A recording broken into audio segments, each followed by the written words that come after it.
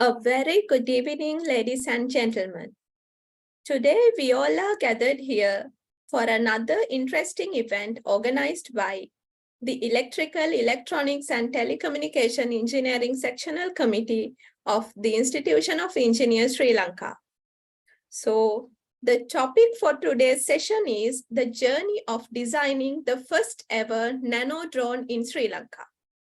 First of all, in order to welcome all of you to this interesting session, I would like to invite the chairman of the Electrical, Electronics and Telecommunication Engineering Sectional Committee, Engineer Chamil Ederimoni.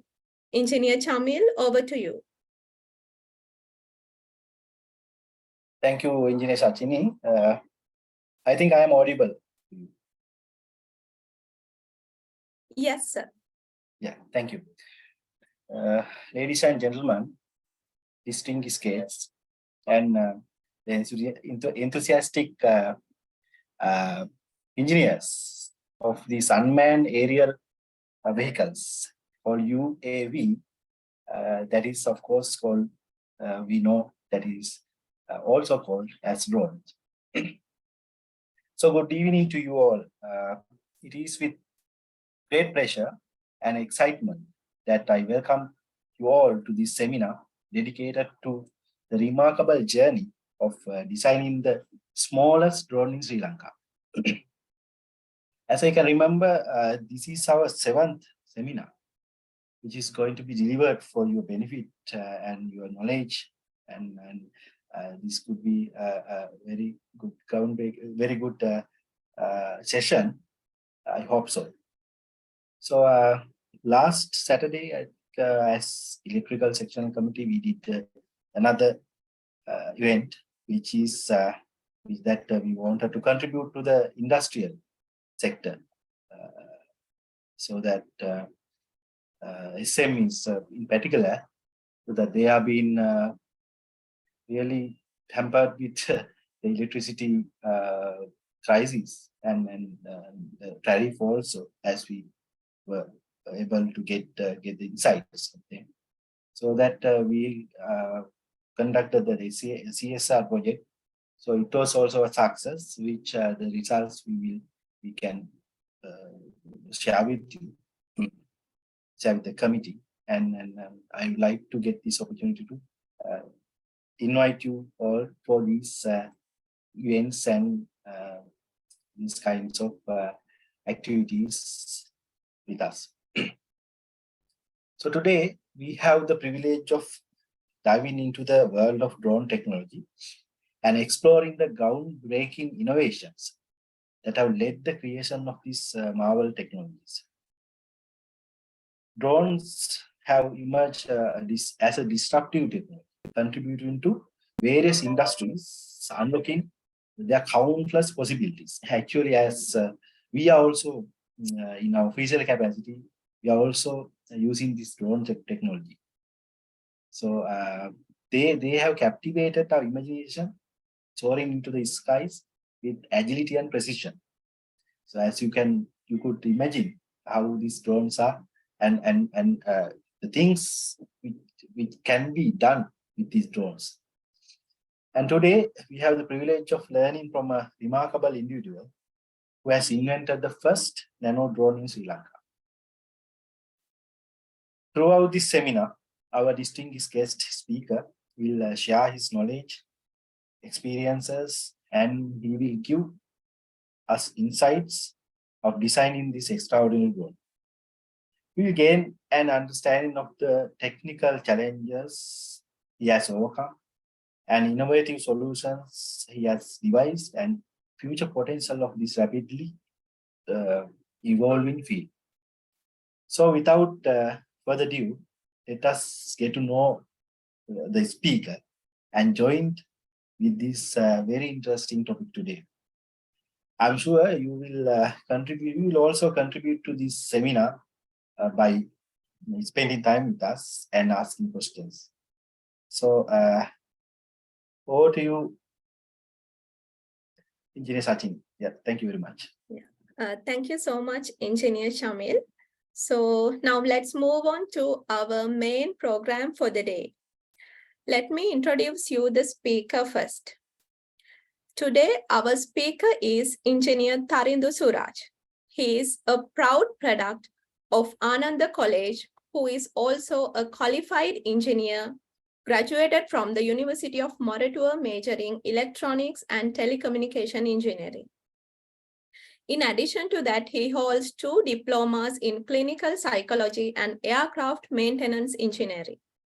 Currently, he is pursuing his MBA specializing in innovation and entrepreneurship at Stanford University, USA. Following his passion for autonomous robotics and drones, he got the opportunity to work with the National Science Agency of Australia as an industrial trainee. His robotics research work have been recognized by the Institution of Electrical and Electronic Engineers, USA, in year 2018 and year 2019 consecutively. He has also received the award for the best robotics research in 2020, awarded by the National Science Agency of Australia. Currently, he is representing the panel of judges at the Junior Inventor of the Year and Undergraduate Inventor of the Year competitions organized by the Institution of Engineers, Sri Lanka. Further, he is currently the current United Nations Ambassador in Sri Lanka for STEM education development. With his entrepreneurial skills, he has founded 2 startup companies, SRK Robotics and CubeBots, which provides electronics and software engineering services to foreign countries. XFly is the latest product that they launched recently, which is the first ever nano drone platform designed in Sri Lanka, targeting engineering education. The project is backed by the government ICT agency due to its advanced features and potential to reach the international market. So let me cordially invite Engineer Tarindu Suraj to address the gathering. Engineer Suraj, over to you.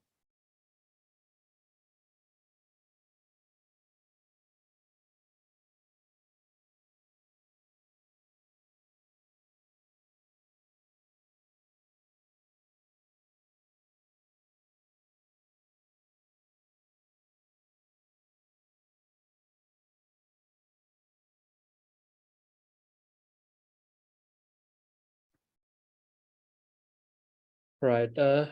Give me a few seconds. I'm trying to turn on my camera. Yes, sure. So meanwhile, I will remember all the audience that if you have any questions, you may put them in the chat box. So after this presentation, we can have a Q&A session with our speaker.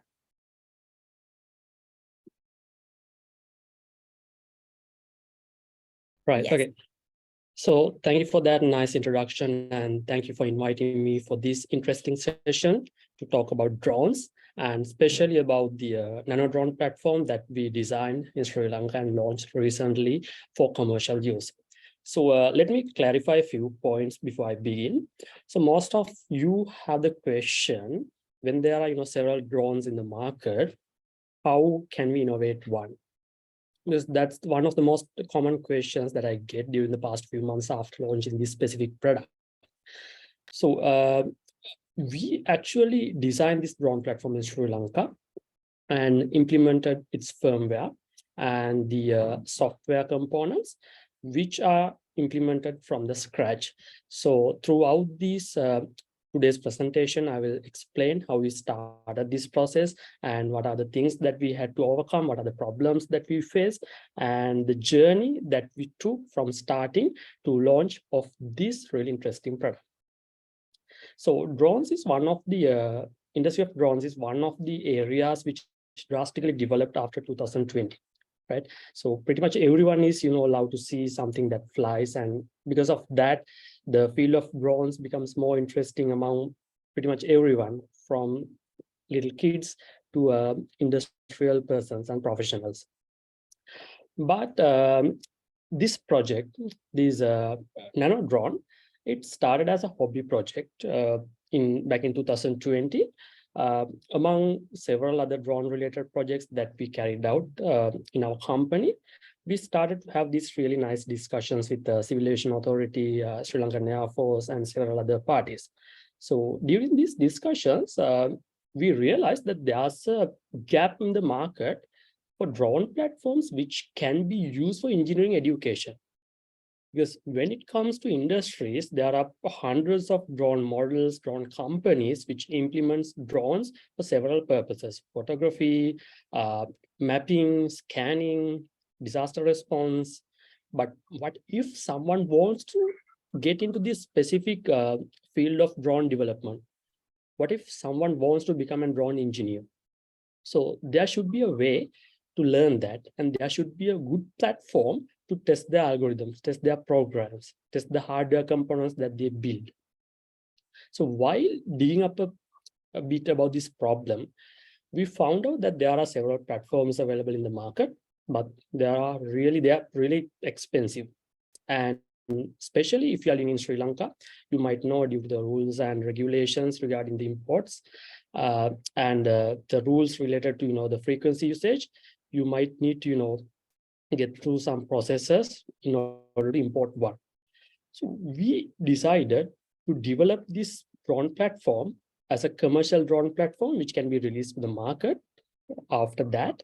And then we started developing within our company. So XFly is the name that we use for this nano drone. And again, as I mentioned, this is specifically used for engineering education, or STEM education as we are known nowadays. STEM means science, technology, engineering, and maths.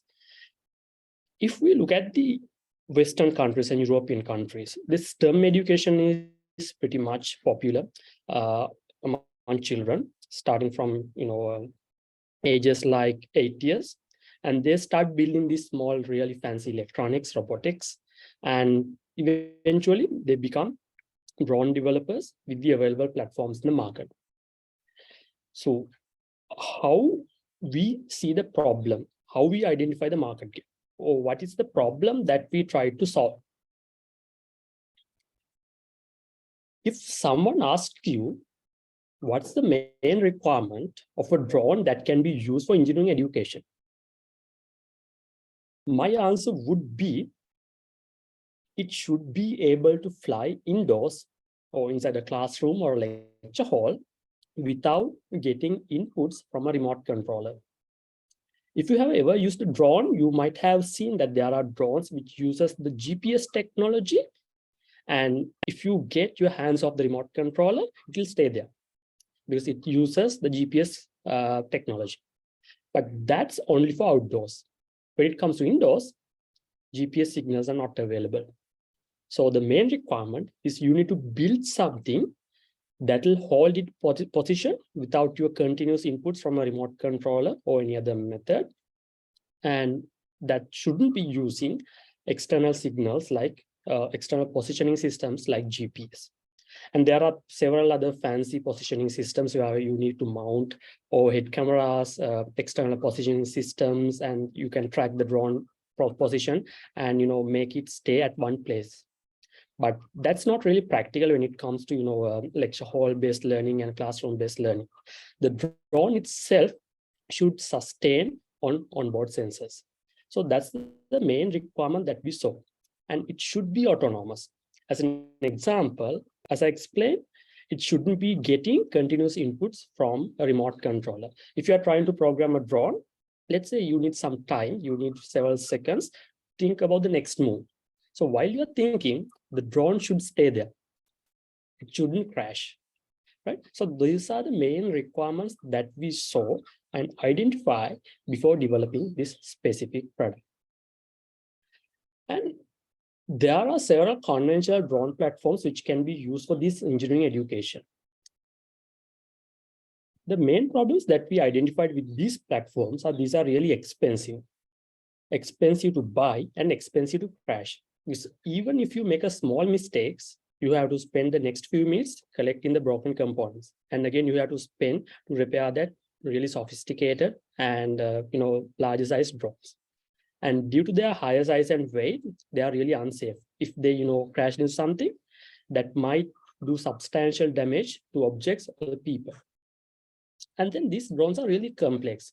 You need to have a solid background in electronics, programming, and other hardware related stuff in order to start programming this drone.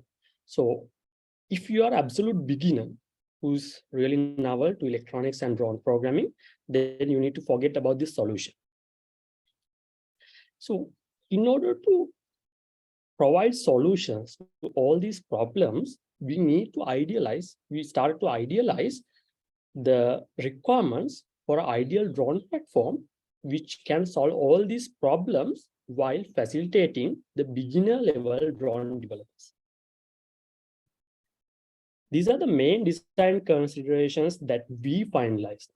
It should be lightweight, smaller size. The main reason is, as I mentioned, it shouldn't do any substantial damages to surrounding objects and people if it gets crashed. So it should be small in size and lighter in weight. And it should be crash resistant, because if you start to test something, there might be unexpected behaviors.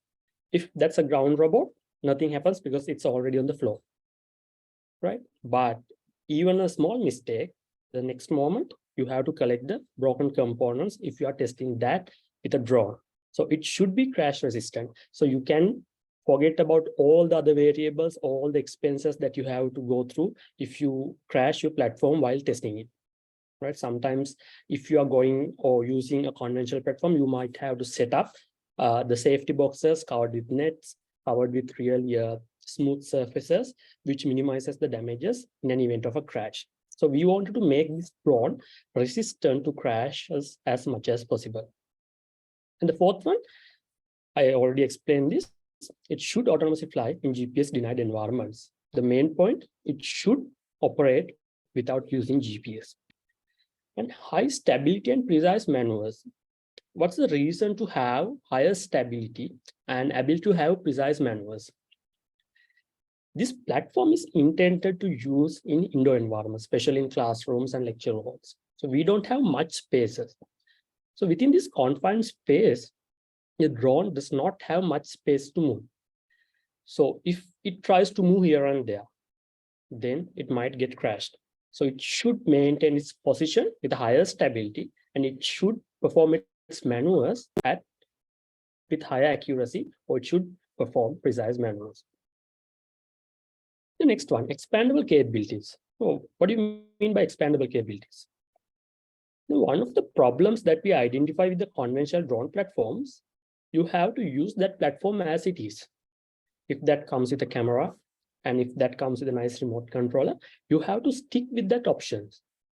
But if you are an undergraduate or an engineer who's working on the drone development, you can't get limited by these features which are provided by the manufacturers. You should have the freedom to expand its features. You need to add some additional hardware. There should be a way to implement your own algorithm, own control system, and test that on that educational drone platform. So our drone platform should have the expandable capabilities. And most importantly, it should be low in cost. Because as I mentioned, there are several other platforms in the market which are really expensive. Since we are targeting undergraduates and DIY enthusiasts and other kind of DIY makers, it should be within the bearable cost limit. Right. So what are the design challenges that we had to face considering all these limitations and design considerations? The first one is achieving high stability and precise maneuvers with low-cost sensors. Because if you remember from the last slide, one of our targets is to develop an affordable drone platform, and it should be highly accurate and make precise maneuvers. But usually we know the highly accurate sensors, the industrial grade sensors are really expensive. So how could we have precise maneuvers and high stability with these low-cost sensors? So that's one of the design challenges that we had to face.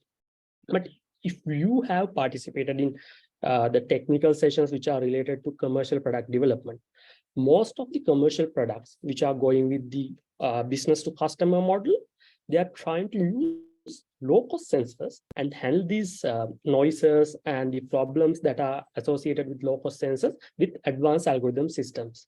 So sometimes they are trying to model the sensors, model the noises, and improve the accuracy by the methods like sensor fusion. So we had to follow the same method.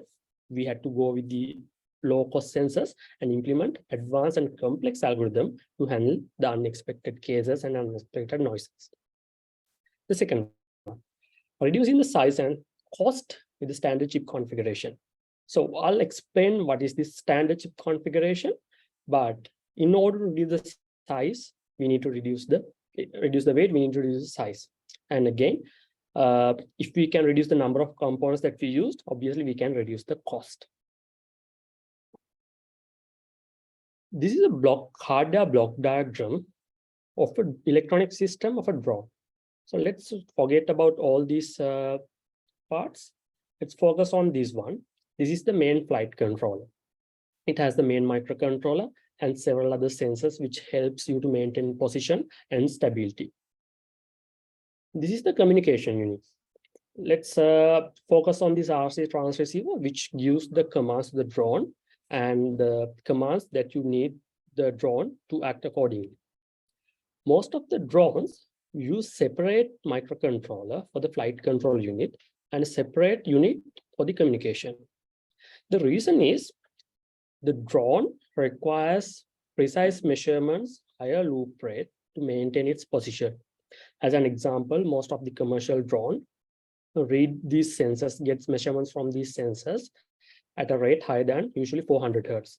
Some of the highly maneuverable and highly drones which make highly aggressive movements run this loop at 2 kilohertz, which means it's collecting data from these sensors 2000 times per second and do the processing of the control system. But if we consider this communication unit, as you know, there are several factors associated with the communication. The signal strength might be low, it might get delayed if you receive a command from the remote controller. So there are several other factors which affects on the communication strength and the communication times. So this main control system can't wait until it receives a communication signal from the receiver. So that's why most of the commercial drone controllers have used two separate chips to handle the communication in the main flight loop.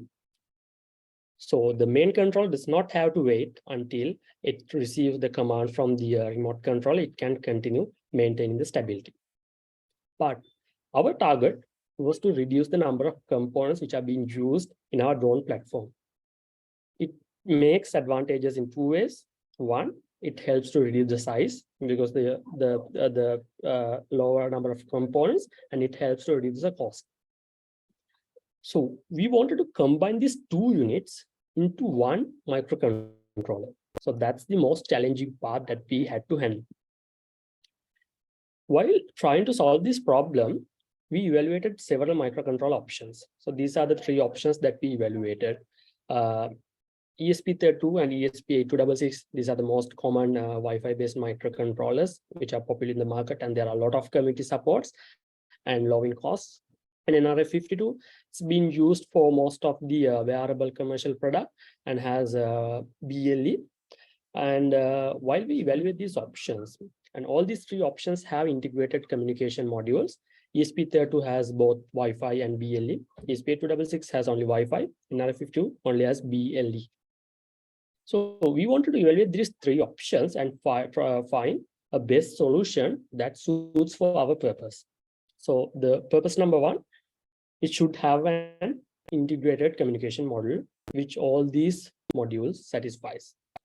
And the size. Since we are designing a nano size drone, we need to have a module which has a reduced size. So pretty much all three modules are really small in size, except the ESP32, but that's not a much difference when compared to the ESP8266. So that the size is not much of a concern when it comes to these three modules. Then the cost. While considering the cost, we had to eliminate this third option in NRF52. It's much more expensive when compared to these two microcontrollers. Then the fourth factor that we considered is the availability and the popularity. As an example, let's say we went forward with this NRF52 microcontroller, and since it's not much popular in the community, if they stop this production, then we had to revise the whole design, the hardware design and the firmware design. The last one that we considered is the power consumption. So as I mentioned, we we eliminated the third option, and we start evaluating these two options, ESP32 and ESP8266. So as a ballpark value, I'll tell you this ESP32 consumes, has a maximum power consumption around 1.1 ampere when it's using Wi-Fi and making frequent communication. And ESP8266 consumes around 500 milliampere. So that's a huge concern for us, because the concern is not because of having a chip that consumes low power helps us to increase the battery life. Because when it comes to a drone, the motors are the one who sucks the power. In our drone, motors draws around 5 ampere. When it compares to the power draws by this microcontroller, it's really high. So if we try to save the 500 milliampere using this second microcontroller, that doesn't make much of a difference to the overall flight time. The problem came with the power system. Usually these types of drones use lithium polymer batteries, which has a higher discharge rate. Because in our drone, we use 400 milliampere hour battery in order to facilitate the 5 ampere current draw. And sometimes it goes up to 6 ampere, depending on the external disturbances. This should have a higher discharge rate to facilitate that current draw. Right. So I hope you all are aware of this, the open circuit voltage of the lithium polymer battery. If that's fully charged, the voltage is around 4.2 and 3.7 is the nominal voltage. But that's the open circuit voltage. When it comes to the closed circuit voltage, or when the motors are working at its fully, motors are giving its full thrust, the voltage, the closed circuit voltage drops around for 3.4 volts or 3.3 to 3.4 volts. And most of the microcontrollers, the operating voltage for most of the microcontrollers is, it lies around 3.3 volts. So you can notice there's only a 0.1 volt difference. Usually we can't directly connect these batteries to the microcontroller, because if the voltage goes higher, the microcontroller, it burns. We need to have some kind of a regulation in between the microcontroller and the battery. So usual voltage regulators, they have a voltage drop around 2 volts. So due to that reason, we can't use usual voltage regulator. So obviously we had to go with a LDO, or low dropout voltage regulator. So the one that we chosen has a voltage dropout around 0.1 volt, which is ideal for this case. So again, if you go to the previous slide, we still had these two options, ESP32 and ESP8266. We wanted to eliminate one. Considering the maximum power capacity of this LDO, there are several LDO options which can facilitate for higher currents, such as up to 1.5 amperes, but they are expensive and higher in sizes. But we could find really small packaging for LDOs, which can go up to 500 milliamperes. So the ideal case would be to go with the ESP8266, because there are popular LDO regulators which can facilitate the maximum current draw of the ESP8266, and it's also small in size. So we can have much more spaces for other components in the drone. Right, so after overcoming all these problems, we started prototyping the drone. Most importantly, when we start, we didn't have a proper idea about how can we design the enclosure, how should we design the frame, what shape the circuit board should be, what are the motors that we should use for the drone. So we just went with a square-shaped flight controller. This image, the first image. And this whole frame is, it was 3D printed. And as motors, we used the Colossus motors. And this prototype, it didn't work because there were several limitations, because when it comes to communication and the regarding to the power rails, because as I mentioned, in total, all these motors draws around 6 ampere. So these copper paths should facilitate that much of a current, right? So while designing this complex circuit, we didn't, we actually forget to focus on the, to facilitating the maximum current draw of this drone. But we use this board to implement the initial set of libraries, which communicates with all the sensors, which initialize the communication with the mobile application and the laptop. And we started like this. After that, we changed the frame to this one with same motors and same propellers.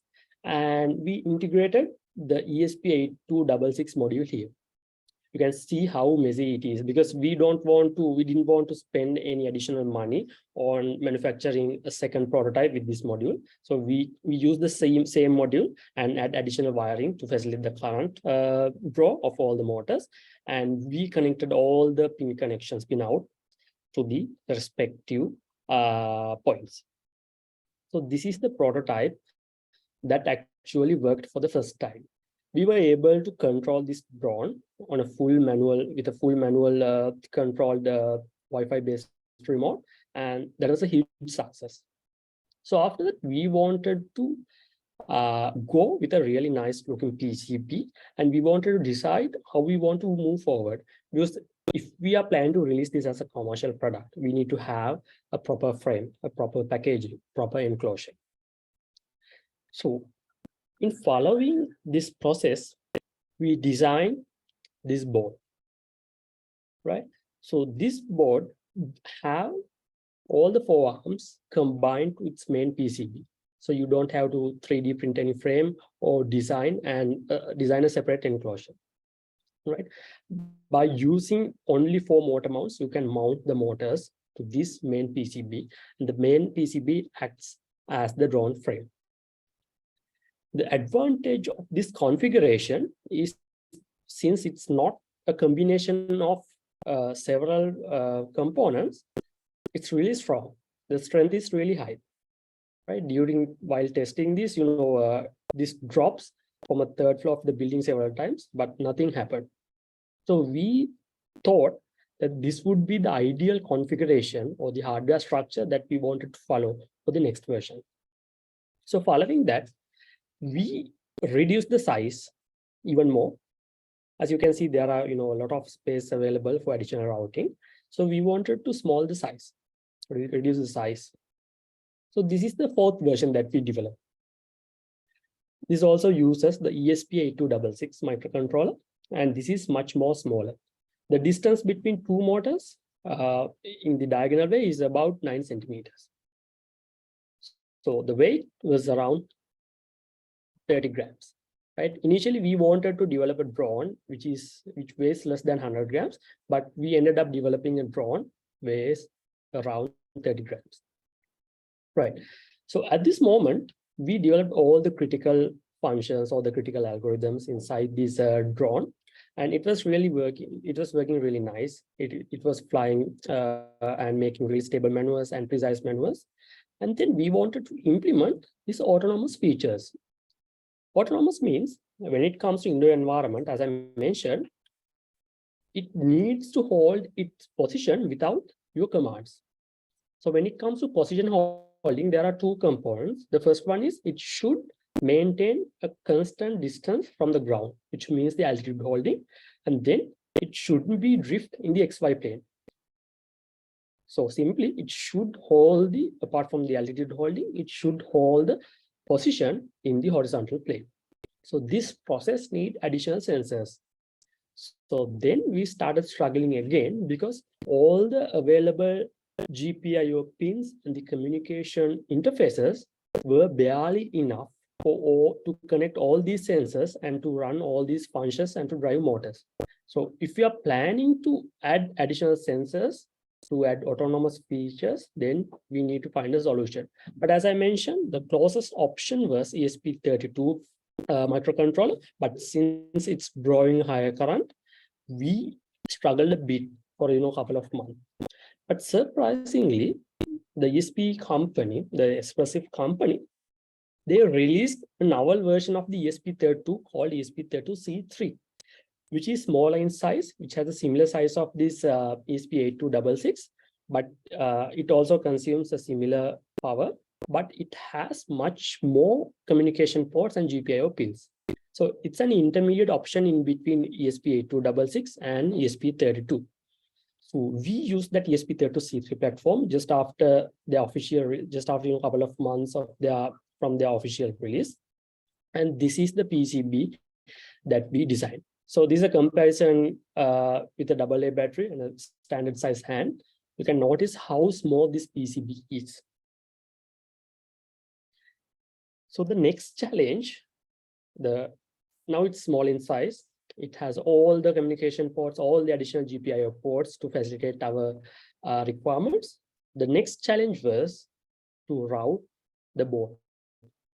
Because usually we design 2-layer boards and it comes to standard PCB designing, but there are options that we can go up to 6 layers, 4 layers, 8 layers.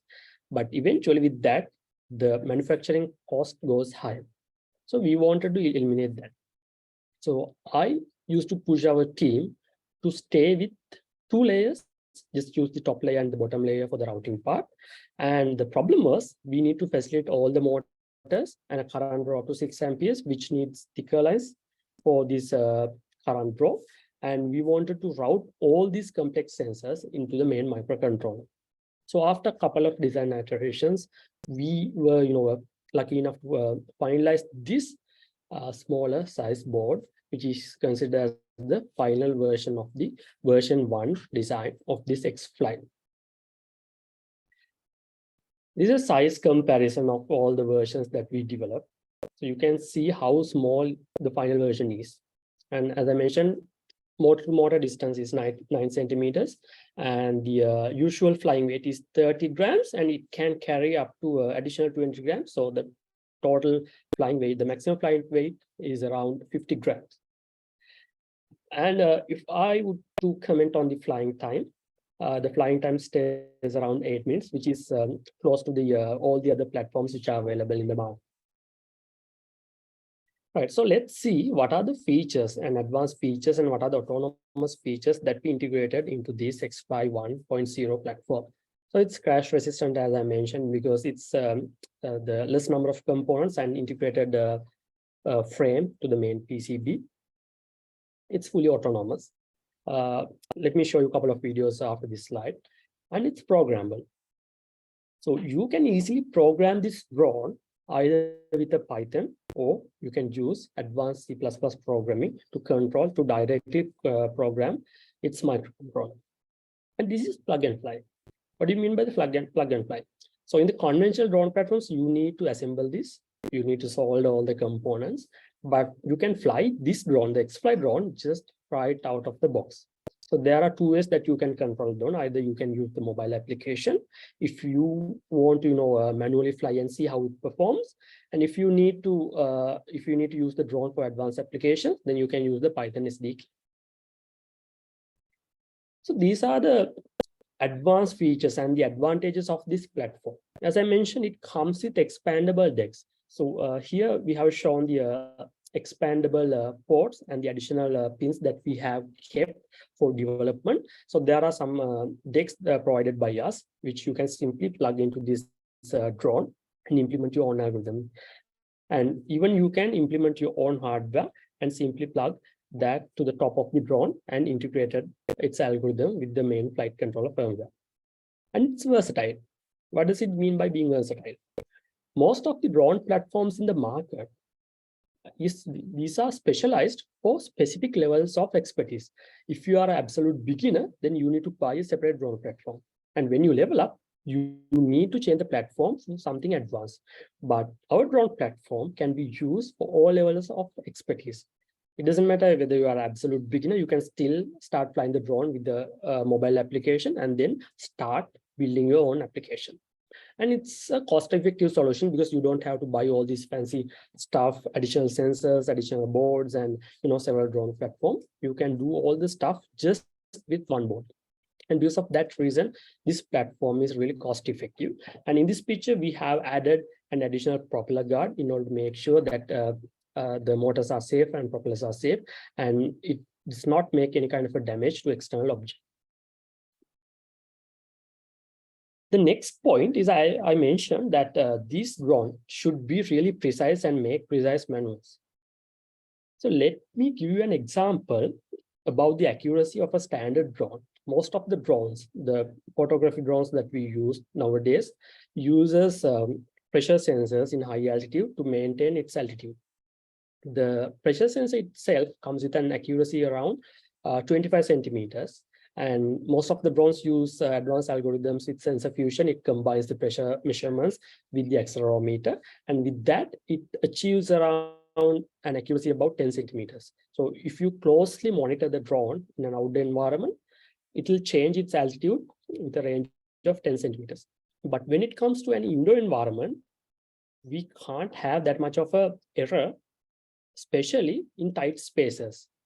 The drone has to hold its position with an absolute or a higher accuracy.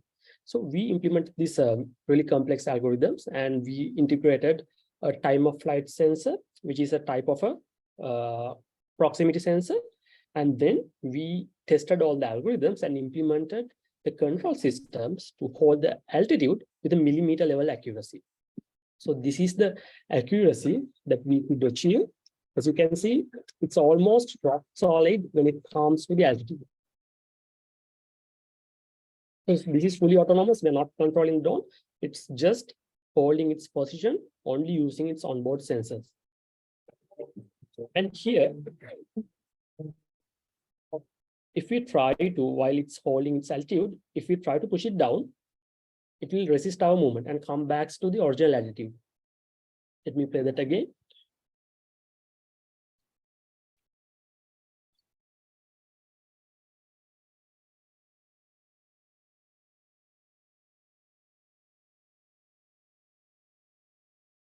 So this is the accuracy that we achieve. So in terms of measurements, it has a millimeter level accuracy, which is usually around 2 to 3 millimeters. And then the position holding accuracy, which means holding its position in the horizontal plane.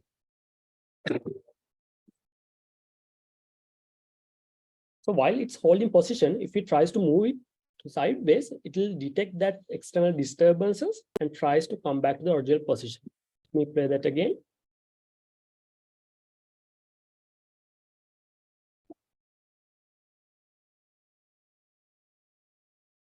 Because usually inside a classroom, there can be people walking around and there can be external, the fans working. So under those conditions, if this drone gets disturbed by any other external condition, it has the capability to intelligently detect its original position and come back. So this is the most advanced feature that we implemented inside this tiny drone.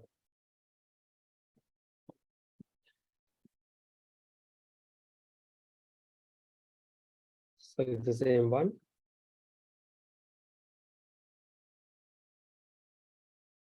So again, I forgot to mention one point. So in these both cases, we are controlling this drone using the mobile app.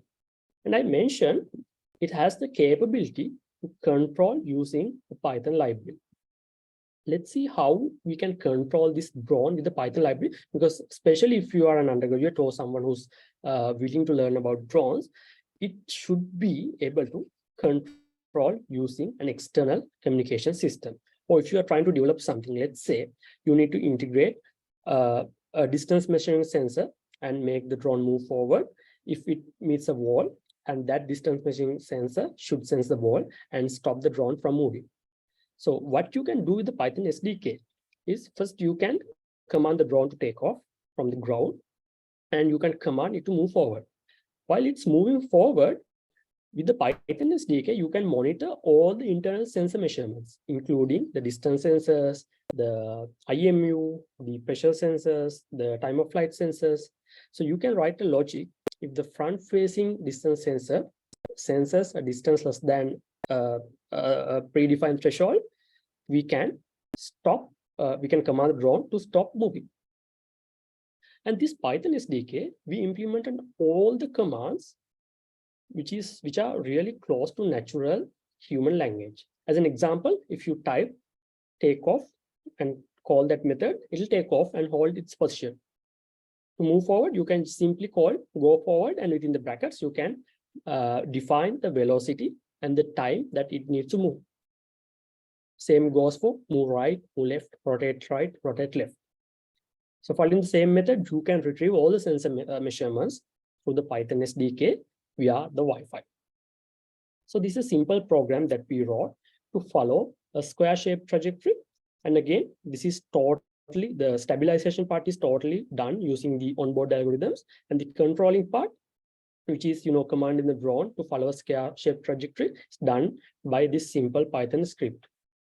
I'm not sure whether you can see the Python script, but the first command is to take off, this command, and then it commands to move forward with a particular velocity for a particular time, and then move to left.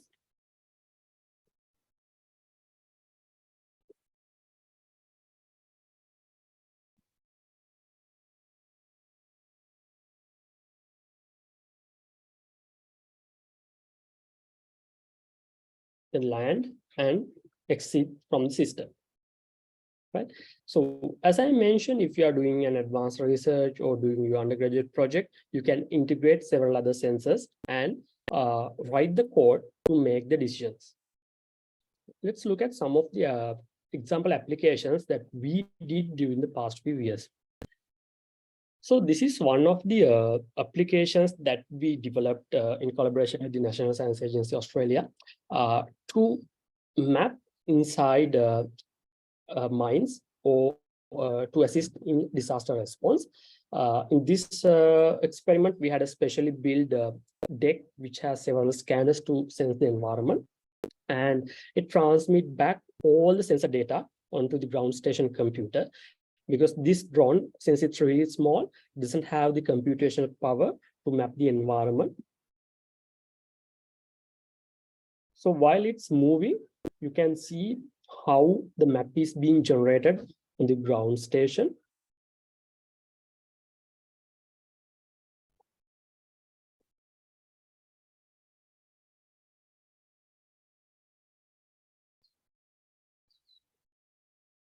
So this is something that you can do if you are an advanced researcher or if you are doing your postgraduate research, right? Apart from the basic stuff that you can do with this platform.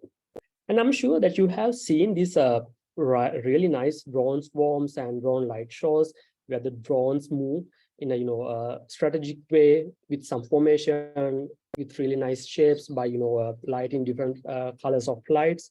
And we wanted to do a similar type of experiment during the past few weeks. And this is one of the experiments that one of our team members did, just with 4 drones, to simulate a drone lighting show, a really basic drone lighting show.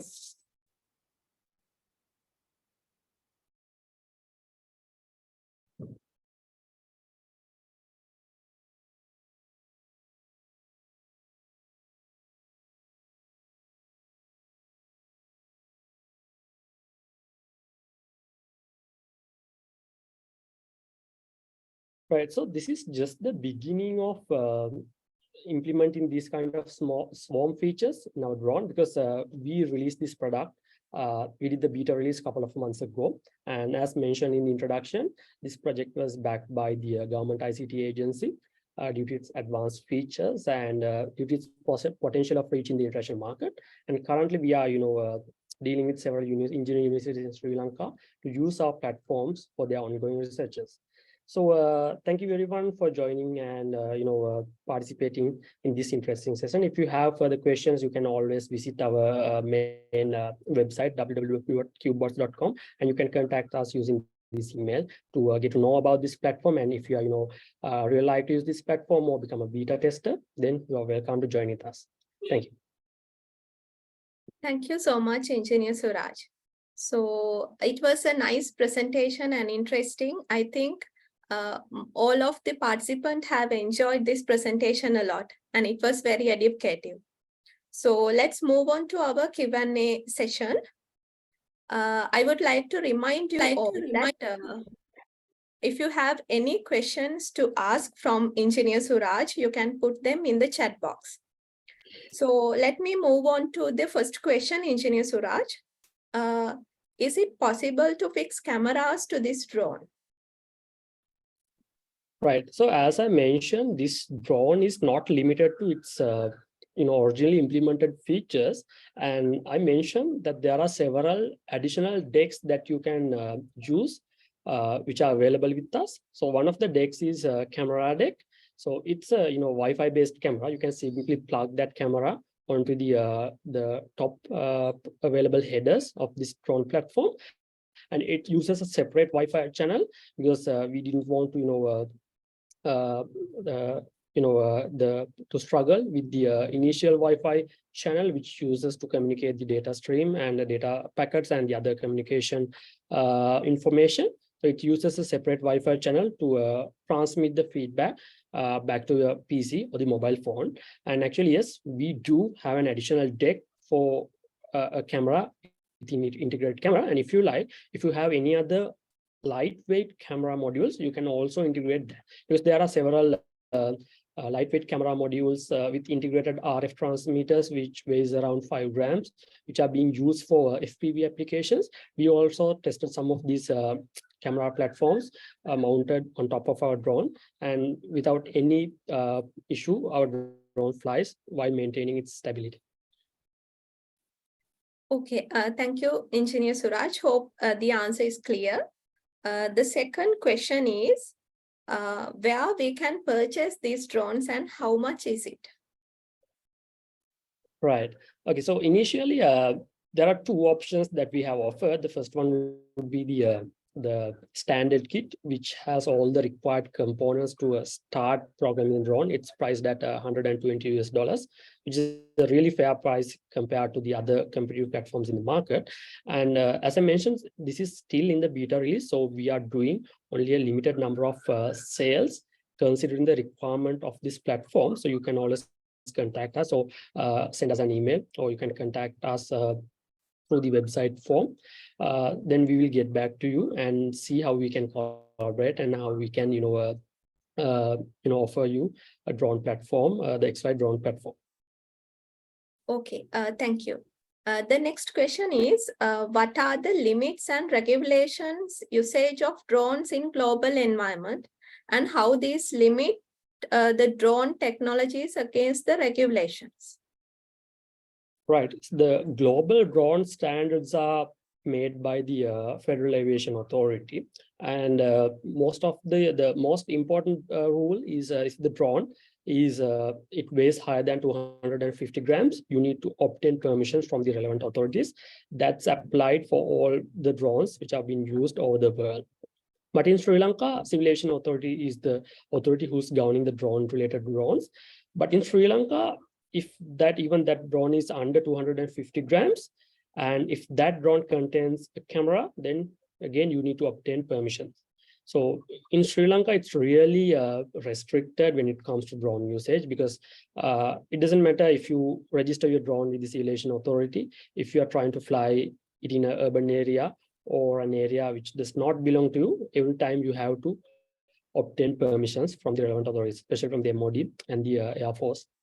And I think this is one of the reasons that it is hard to carry out some of the drone operations and from some of the drone implementations in Sri Lanka. But especially when it comes to our drone, since it's under 250 grams and does not contain any camera, if you use the drone platform as it is, or it doesn't matter if you even integrate a camera to this drone, since you are using this in indoor environments, you don't need to get any prior permission from the Civil Aviation Authority or get this registered with them. Okay, so the next question is like this. I am very new to programming and electronics. So as a beginner, how can I start using the XFly platform? Yes. So that's a really good question. So let me explain that in this way. If you are a beginner into electronics, then you need to start with something simple as blinking an LED using an Arduino board or any other microcontroller. Then you can use a breadboard to connect an LED and then start blinking it. Then you can, you can go up in the ladder by, trying to rotate the motor, add additional sensors, and, making communication networks using Wi-Fi and BLE. But when it comes to XFly, you can do all these skills just with this platform. Because if you consider this platform as a microcontroller, you can use this as the same way that you use the Arduino boards and the ESP32 boards. You can simply plug this with the USB cable to computer and use the Arduino to program this. Since this platform comes with 2 LEDs and 4 motors, you can start with the standard LED blinking example and upload that to the main platform and see how it blinks, and then you can start implementing much more advanced features like you can try to rotate the motor, you can try to establish a Wi-Fi network with your router, and you can start using BLE. And after that, if you are confident enough to use this platform as a drone, then you can upload the main firmware and try using this platform as a drone and try flying this. So it's a really cost-effective platform. You can get rid of all the other development platforms, all the other communication modules. You can get rid of all the additional and troublesome wirings. You can get rid of the jumper wires, breadboards. So it's really simple as that. All right. So the next question is it possible to develop a drone swarm by collecting few such drones together? Yes, it's possible. But again, it depends on the purpose that you're using the drone swarm.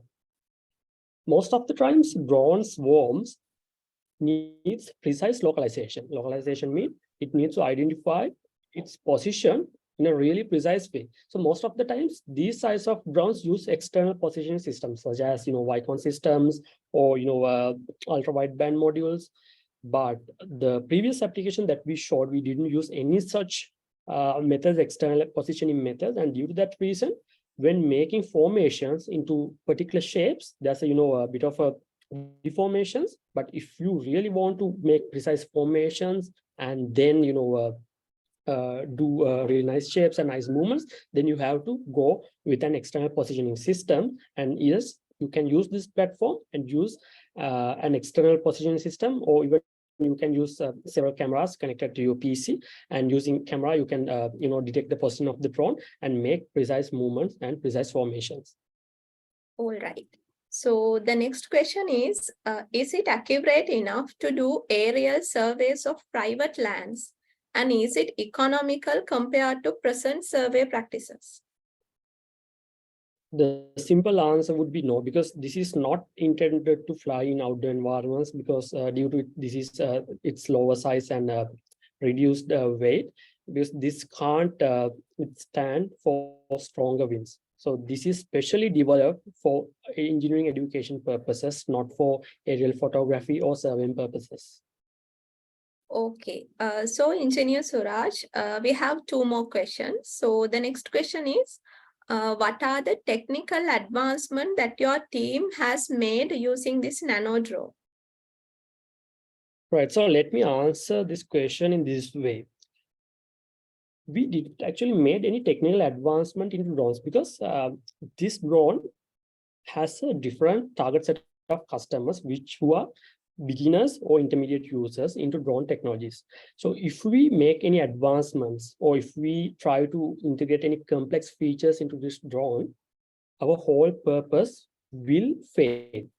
Because when it comes to technical products, sometimes we have to simplify the technology to be able to use it by the general public. As an example, let's take Instagram. It uses the base of Facebook and reduce all the advanced features and fancy features, and it made a simple interface for users. So when it comes to commercial product, it's always not about the advancements in the technology. It could be a simplifying of the process for general public or the beginner level users. Okay, thank you so much. The last question which we have is, what are the other applications of this Nano drone? Right, so I think I showed you 2 applications that we could use this drone for. One of the applications that we are trying to implement this drone is for industrial grade applications, which means to monitor hard to reach places. Because when it comes to these factories and industrial environments, there are places which are hard to reach by the trained persons. They need to climb ladders, go through the tunnels, and it takes time to go there. And if that they have to do it once in every week, then it takes time and it takes a lot of cost. So we can simply integrate all the sensors which are essential for those kind of inspection, and we can easily maneuver this drone through all the confined spaces for industrial inspection. So that's another application that I could think as per now. And again, the possibilities are unlimited, because you can always develop what you want. You can always integrate the hardware components that you want. You can research about all the advanced technologies. You can experiment around you can develop algorithms you find in the research paper. So basically, possibilities are unlimited with this platform. Yes, so thank you so much, Engineer Suraj, for joining with us today. And that marks the end of the Q&A session. So I think you all have interestedly listened to this experience session. So to mark the end of this session, let me invite cordially Engineer Navodana Kankanamge, the Deputy Chairman of the Electrical, Electronics and Telecommunication Engineering Sectional Committee. Engineer Navodana, over to you.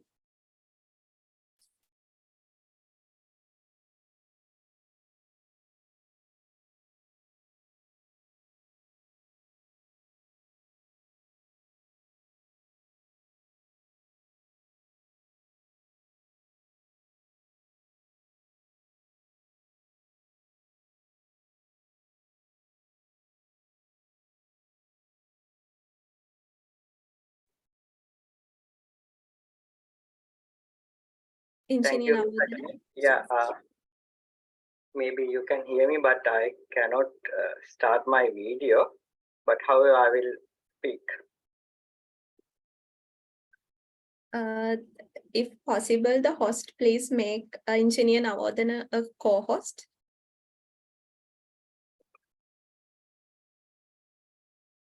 Thank you, Sachini.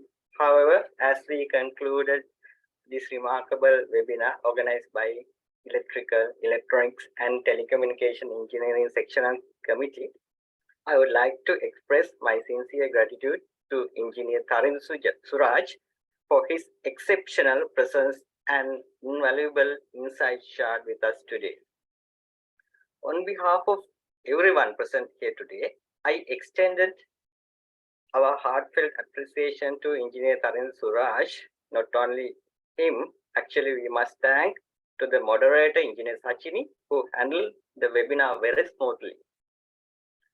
I would also like to express my deepest gratitude to Electrical Committee of ISL for organizing this webinar and for their efforts in making this event a very sound and success. It is through their dedication and commitment that we have had the privilege to gather here and learn from one of our brightest minds in Sri Lanka, Engineer Suraj. Actually, he helped us for many things, for JIY competitions, YMS. He helped us very well in past, during COVID season. Also, we worked together and we done a massive work to the country.